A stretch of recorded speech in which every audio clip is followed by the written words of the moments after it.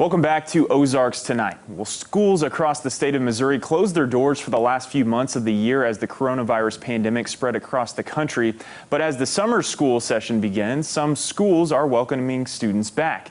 Now, Nixa is one of those districts that will have seated classes this summer. Superintendent of Nixa Schools, Dr. Gerald Loden, is joining us in the studio today, as is Dr. Jennifer Chastain, the principal at the John Thomas School of Discovery. Now, Dr. Loden, let's start with you. So what has the decision-making process been like to bring students back starting now?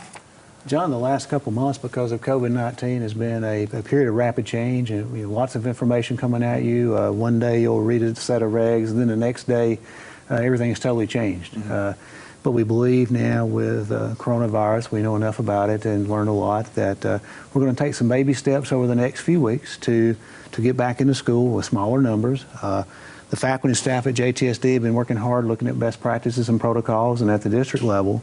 And this week we started with a small group of children that will be role models and mentor types of children in the fall, where we have 2 sessions at JTSD, morning and afternoon, where they're learning the protocols that we've worked on. And then next week we'll have over 2,000 students across the district in summer school. And we'll have lots of feedback from the teachers this summer based on best practices and things that we're learning, so that when the fall starts up with hopefully traditional school, where we have almost 6,500 students back in Nixa, we'll have some very safe measures in place that will protect our children and our faculty members and let us to have more of a traditional type environment of learning, even though we'll have a new normal in Nixa. For sure. Now, as students arrive in the morning through their stay at the end of the day, what will look different to them than when they left school early March? You'll see some changes. We're looking at especially like arriving at school, dismissal. At the elementaries and afternoons, as superintendent, if you're visiting the schools, typically you'll have large numbers of children outside waiting for the in-car rider line for their parents. Now, in the bulk of our schools, you'll have the children in the building waiting to be called out. During the day, we'll have the children in classrooms with their teachers, but we're working on a lot of education as far as how to social distance as best you can. Lots of hand sanitizing and when to. We have hand sanitizers in the classrooms. We'll focus on hand washing too.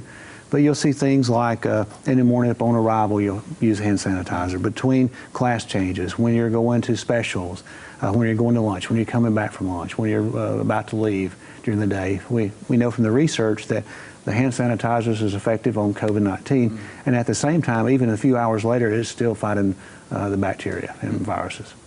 And Dr. Chastain, you have to be one of the first principals here in the state of Missouri and possibly in this part of the United States that have welcomed back students. First of all, how has the first couple days back been for both you and the students there at John Thomas? It's why we do what we do, those students, and just seeing them, they were so excited. Maybe the parents are more excited than the kids. No, it was great. It's just been truly wonderful to see the kids, and there really has been a sense of calm. They have done an amazing job at what we've trained them to do.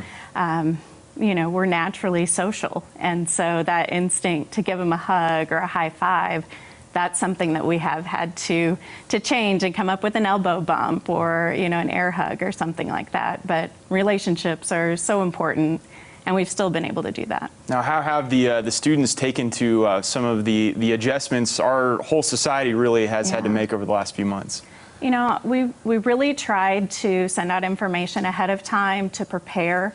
Our parents have been so incredibly supportive, and we ask them, please prepare your child for what it might look like. The fact that we're not hugging or high five doesn't mean that we don't care. We do care, and that's why we're not. So I really think that advanced preparation really made us smooth sailing this week. And Dr. Loden, I want to bring you back into this. I'm sure a lot of parents have questions. What happens if a student or multiple students do test positive for COVID-19 while they're at school? Can you talk about the procedure that you all have put in place just in case that does take place? One thing I'd like to stress, we're monitoring with the health department, and currently we have 2 active cases in Christian County.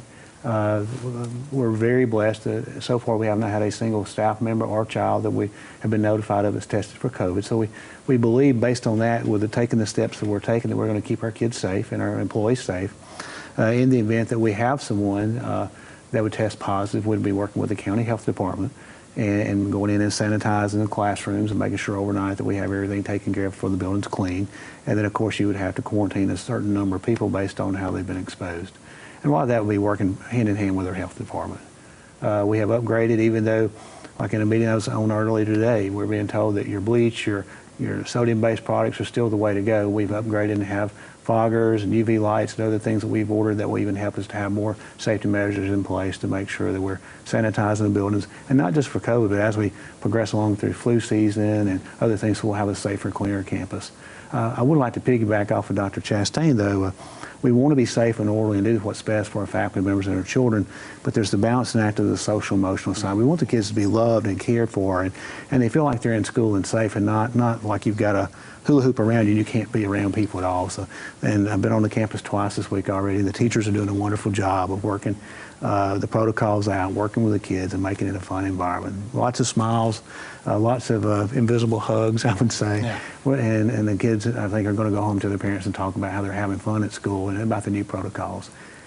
Absolutely. And real quick before we let you go, what are maybe one or two things that you're looking to pick up from this summer session as we work toward the fall semester where even more kids will be there? The most valuable thing for the fall when we're at full capacity is, we're reading lots of things, looking at other countries, reading the CDC guidelines and state guidelines. There's a lot of guidance, but right now the best guidance we'll have will be from the teachers in the classrooms and the feedback that they give us during the summer when we have smaller numbers. And things that we can do to work on for the fall, and then having students that understand the protocol. So if you don't go to summer school, John, and Jennifer does, she can explain to you what you're supposed to do and help you. And that's a good thing. It's going to be a win-win for all of us. All right, very good. Dr. Gerald Loden, the superintendent of Nixa Schools, and Dr. Jennifer Chastain, the principal at John Thomas School of Discovery. I want to thank you guys for being here today. We'll be back with more Ozarks Tonight right after this.